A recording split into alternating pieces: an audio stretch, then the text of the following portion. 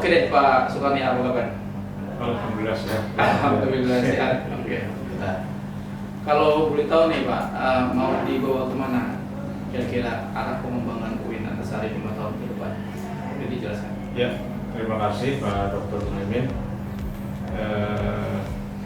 Bisa saya informasikan bahwa saat ini pimpinan UIN Antasari termasuk dekan tentu saja dengan segala jajarannya sedang mendiskusikan draft Renstra 2025-2030. Renstra ini mutlak diperlukan sebagai landasan filosofis dari sebuah perguruan tinggi. Nah, dalam hal ini adalah merupakan kesinambungan dari rencana strategi sebelumnya periode 2020 sampai 2025. Nah, sekarang 2025-2030, 5 tahun. Dan di samping meneruskan program-program sebelumnya, Renstra baru ini juga diterap untuk menjawab beberapa tantangan yang sangat urgent di 5 tahun ke depan. Ada 3 hal ya. Yang pertama persoalan revolusi digital. Revolusi digital. Ya, yang kedua tentang perubahan iklim, dan yang ketiga adalah soal tantangan dunia kerja. Boleh dijelaskan Pak satu-satu? Ya, meskipun ini belum masak ya, ibarat buah ini belum masak baru. Ya, paling tidak ada bocorannya. Nah, sedikit lah. Ya, kira dan ini ingin juga kita sampaikan dalam rangka untuk menampung berbagai pikiran, masukan dari berbagai pihak untuk Renstra kita yang akan kita uruskan ini dari universitas ya. Yang pertama tentang revolusi digital. Mau tidak mau sekarang ini kita berada pada era yang sangat digitalis, sangat digital banget ya. Digital banget gitu ya. Misalnya dunia perbankan tidak lagi sekarang membuka cabang, membuka kantor pembantu, bahkan mereka menutupnya. Kenapa ditutup? Karena aplikasi yang diciptakan oleh manusia dalam bentuk artificial intelligence itu sudah bisa menggantikan manusia. Mungkin bahkan orang sekarang bisa menarik dan menyetor duit di ATM. Ya, aplikasinya kan tentu lebih jujur kan daripada manusia ya. Jadi lebih jujur, lebih murah, dan bisa bekerja siang malam kan karena di aplikasi. Nah, yang pertama tentang ini seperti dalam Renstra sebelumnya sebenarnya sudah diprogramkan ada 3 ya pada Renstra sebelumnya. Yang pertama adalah soal edukasi dan literasi. Jadi bagaimana warga kampus dan juga masyarakat secara umum mendapatkan literasi yang memadai tentang soal digital ini. Ya. Yang kedua adalah riset atau penelitian terkait dengan digital. Itu bisa dilakukan oleh mahasiswa, dosen, dan yang lain-lainnya. Nah, yang ketiga, yang penting termasuk yang kita lakukan saat ini adalah intervensi dunia maya melalui konten-konten yang bermanfaat. Nah, tentu ini diserahkan nanti kepada fakultas dan prodi masing-masing. Kalau kita mungkin di PB tentu saja kontennya tentang keuangan dan ekonomi Islam.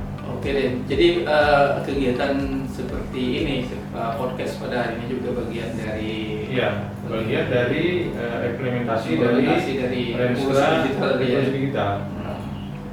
Nah, dan yang keempat, yang baru, yang keempat ini adalah bagaimana kita merumuskan upaya-upaya untuk meminimalisir dampak negatif dari dunia digital itu ya. Karena walau bagaimanapun dunia digital ini terutama terkait dengan informasi, kita berada pada era tsunami informasi. Ini bukan hanya banjir informasi, tapi tsunami informasi juga. Nah, tsunami ini kan ada sampah ya, ada kotoran dan sebagainya, kan larut semua menerjang kita. Apa upaya UIN dalam hal ini untuk bisa? Nah, ini yang sedang dirumuskan. Ya, dampak negatifnya apa? Ya, itu kira-kira. Paling tidak kan mendidik anak-anak kita, terutama mahasiswa, untuk cerdas dan arif menggunakan AI misalnya. Nah, akal imitasi atau artificial intelligence. Sekarang ini kita lihat misalnya kalau diskusi mahasiswa ya, itu mereka membuat makalah pun dari ChatGPT ya. GPT gitu ya. Kemudian membuat pertanyaan juga ChatGPT juga. Kemudian yang menjawab juga menunggu ChatGPT juga. Jadi yang berdiskusi itu akhirnya adalah ChatGPT gitu. ChatGPT. Nah, ini harus kita edukasi.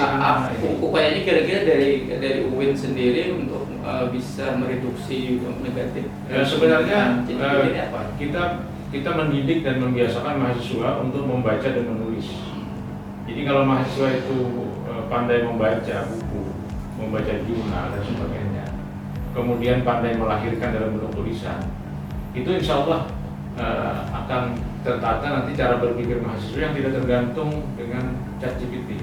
Mungkin nanti barangkali rektor UIN mungkin bisa menerbitkan sebuah aturan gitu ya untuk ada pedoman yang bisa digunakan untuk mengatur bagaimana penggunaan AI ini ini ChatGPT dalam perkuliahan tugas mahasiswa gitu ya. Nanti akan ada insya Allah akan diatur gitu ya, akan ada regulasi. Nah, ini terkait dengan yang pertama. Yang kedua itu adalah soal perubahan iklim. Orang menyebutnya perubahan iklim. Sebenarnya ini bencana akibat dari tangan-tangan manusia yang merusak lingkungan ya. Seperti dikatakan dalam Al-Quran kan, itu bima kasabat aydina. Zaharul fasad fil barri wal bahri bima kasabat aydina. Nah, untuk ini UIN Antasari mencoba merumuskan beberapa kegiatan yang sangat strategis ya. Yang pertama adalah membuka prodi ilmu lingkungan. Membuka prodi ilmu lingkungan. Tahun ini sudah dibuka. Sudah dibuka. Tahun ini sudah menerima mahasiswa baru. Tahun akademik 2025-2026 kita menerima mahasiswa baru. Dan itu menjadi fakultas sendiri atau gimana? Sementara ini masih nyantolnya di Fakultas Dakwah dan Komunikasi. Fakultas Dakwah gitu ya.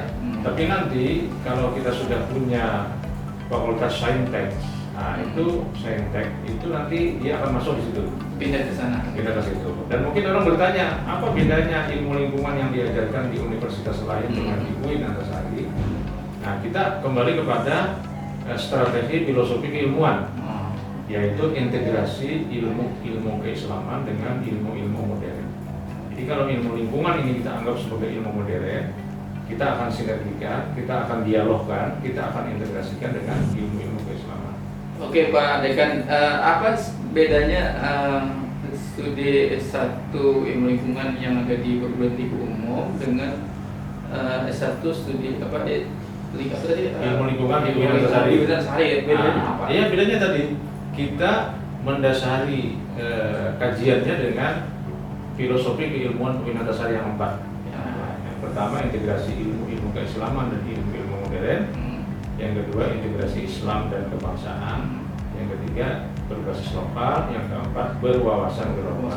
Nah, terkait dengan kajian ilmu lingkungan ini, sebagaimana juga kajian ilmu lain seperti di PB ini misalnya ada perbankan, ada ekonomi, itu dikolaborasikan atau didialogkan, saling melengkapi antara ilmu agama dan ilmu umum. Jadi nanti misalnya teologi lingkungan, ekoteologi, kemudian fikih lingkungan akan diajarkan kepada mahasiswa-mahasiswa pada prodi kalau lingkungan. Saya tidak salah Pak Dekan, ini kan salah satu bidang keahliannya itu yang lebih spesifik sepertinya akan mengarah pada fikih lingkungan ini. Ya, itu sesuai dengan kecenderungan dalam disertasi saya. Disertasi itu ya. Sebenarnya saya itu S1-nya dulu tafsir hadis sebenarnya. S2-nya itu metodologi hukum Islam. Tapi S3-nya saya tertarik dengan fikih lingkungan. Itu terserah lah. Apa judul disertasinya kemarin itu? Itu fikih lingkungan dalam perspektif ulama Kalimantan Selatan. Ulama Kalimantan Selatan. Jadi saya khususnya ulama Banjar. Iya, jadi waktu itu saya mencoba meneliti muatan-muatan fikih lingkungan yang ada pada kitab-kitab fikih karya ulama Banjar. Mulai dari Sabilul Muhtadin sampai karya-karya Nurdin Marfuh. Ya. Oke, itu saya kira sangat bagus sekali bisa diintegrasikan nanti di studi S1 ilmu lingkungan tadi itu ya. Nah, kemudian yang berikutnya terkait dengan perubahan iklim ini, UIN Antasari juga menggalakkan kajian-kajian akademik seperti bedah buku yang kemarin sudah dilaksanakan. Bukunya Pak Profesor Wadani itu ya, tentang Islam ramah lingkungan dari ekoteologi sampai fikih lingkungan. Kemudian yang ketiga, nah ini juga penting. UIN Antasari sekarang sudah membentuk gugus tugas semacam panitia Green Campus. Nah, Jadi sudah ada panitianya, sudah ada struktur organisasinya yang di-SK-kan oleh rektor yang disebut dengan tim Green Campus UIN Antasari. Itu tujuan besarnya apa nih untuk program Green Campus ini? Tujuan besarnya adalah ingin menjadikan kampus UIN Antasari sebagai percontohan penghijauan. Kampus hijau maksudnya. Kampus hijau, pemanfaatan energi yang hemat. Jadi selaras sekali dengan dibukanya Prodi lingkungan tadi ya. Betul. Dan itu masuk di Remstra 2025-2030. Oke, luar biasa sahabat Wina TV. UIN Antasari juga sekarang ini membuka studi S1 Ilmu Lingkungan. Ini salah satu dari kelebihan yang ada di UIN Antasari. Jadi UIN Antasari ini memberikan satu pencerahan bagaimana kita bersikap atau bagaimana kita memperlakukan lingkungan hidup kita gitu Pak Dekan ya. Yeah. Satu lagi saya kira tadi disebutkan ada tantangan besar yang dihadapi oleh UIN Antasari adalah tantangan dunia kerja. Ya. Nah ini bagaimana? Ya, sebenarnya ini kan bukan hanya tantangan UIN Antasari ya, tapi UIN Antasari merasa ini bagian dari yang harus ikut serta untuk menyelesaikan problem ini. Seperti kita ketahui kan sekarang ini pengangguran terbuka yang didominasi oleh sarjana itu sangat besar. Sarjana menganggur itu ya? Sarjana menganggur. Nah, oleh karena itu Pak Rektor sudah menyampaikan dalam beberapa kali pertemuan, dalam beberapa kali rapim, termasuk pada saat raker kemarin, bahwa kita harus berupaya untuk menjadikan bagian dari solusi terhadap persoalan pengangguran ini. Apa yang dilakukan? Yang pertama adalah meningkatkan peran serta OPKK, pusat karir ya. Unit pengembangan karir dan kewirausahaan UIN Antasari Banjarmasin. Yang dalam hal ini sudah dilaksanakan sebenarnya berbagai kegiatan penambahan keterampilan bagi mahasiswa, calon alumni. Saya dengar kemarin ada semacam kursus-kursus itu ya. Ya itu kerjasama dengan BLK, Provinsi desain grafis, betul. Apalagi itu. Kemudian ada kelistrikan, ada listrik, ada rias pengantin, ya, dan lain-lain. Ya. Nah yang kedua, UIN Antasari sekarang sedang mengusahakan untuk berdirinya LSP, Lembaga Sertifikasi Profesi, yang bekerja sama dengan BNSP, Badan Nasional Sertifikasi Profesi. Jadi nanti kampus UIN itu bisa memberikan sertifikasi. Betul. Dalam berbagai bidang sesuai dengan keahliannya. Masing. Sehingga nanti berdasarkan sertifikat itu alumni-alumni kita memiliki lisensi untuk bisa bekerja sesuai dengan profesinya masing-masing. Di luar dari profesi intinya yang dia tekuni selama dia kuliah pada prodi masing-masing. Nah kemudian yang ketiga juga sedang dilakukan semacam jaringan alumni, pemanfaatan jaringan alumni untuk kerja.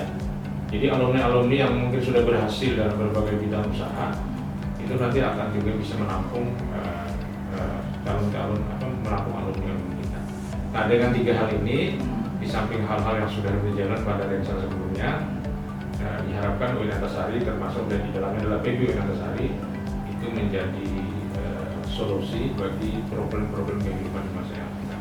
Oke, baik Pak. Dengan yang terakhir pertanyaannya terkait dengan apa yang Bapak sampaikan tadi tentang tiga isu besar tadi ya. Yang pertama tadi kaitannya dengan revolusi digital ya. Kemudian yang kedua kaitannya dengan perubahan iklim, kemudian yang ketiga kaitannya dengan tantangan tenaga kerja ya. Itu kalau kita hubungkan dengan Fakultas Ekonomi dan Bisnis Islam, apa rencana kerja besar yang akan dilakukan oleh PEPI ke depannya dalam rangka untuk menyangkut tiga hal tersebut tadi? Ya, saya kira karena fakultas itu merupakan unit pelaksana tugas yang membawahi prodi-prodi ya, maka agenda besar PEPI Antasari ke depan sebenarnya adalah bagaimana mendesain pembelajaran dan akademik atau atmosfer di dalamnya yang kira-kira dapat menjadi bagian untuk melaksanakan tiga hal tersebut. Misalnya gini, contohnya misalnya tentang revolusi digital. Ya, bagaimana kita membuat program-program untuk literasi, kemudian penelitian, kemudian intervensi ruang publik tadi seperti yang kita laksanakan pada hari ini, kemudian merumuskan upaya-upaya untuk meminimalisir dampak negatif dari dunia maya, dunia digital ini. Dan semua itu bisa kita lakukan sebenarnya. Salah satunya mungkin PBI Winantasari membuka jurusan satu bisnis digital aja ya. Ya. Itu bagian Itu salah satu dari upaya menerjemahkan ya, visi-visi rektor ini ke depan gitu ya. Ya, bisnis digital itu sangat jelas kan? Sangat jelas. Sangat jelas. Yang kedua, pada wilayah perubahan iklim, kita nanti akan mengintegrasikan beberapa bahasan tentang lingkungan atau ekoteologi juga ke dalam mata kuliah. Kurikulum ya. Kurikulum. Jadi misalnya apakah tafsir, nanti sebagian dari ayat-ayat yang dibahas itu bukan hanya ayat ekonomi, tapi juga ayat-ayat tentang lingkungan. Dan ini terkait dengan green economy, dengan ekonomi hijau. Jadi tetap ada kaitannya dengan soal-soal ekonomi. Dengan tenaga kerja? Ya, dengan tenaga kerja. Apa yang bisa dilakukan PBI untuk maksudnya tenaga kerja yang tadi tantangan dunia kerja tadi? Oh ya, kita memperbanyak nanti kursus-kursus atau pelatihan-pelatihan bagi kerjasama peningkatan kerjasama ya yang sudah saat ini kita laksanakan, misalnya dengan asuransi, jurusan asuransi, dengan OJK, dengan Bank Indonesia, dengan berbagai pihak, dengan Zahir Accounting dan sebagainya.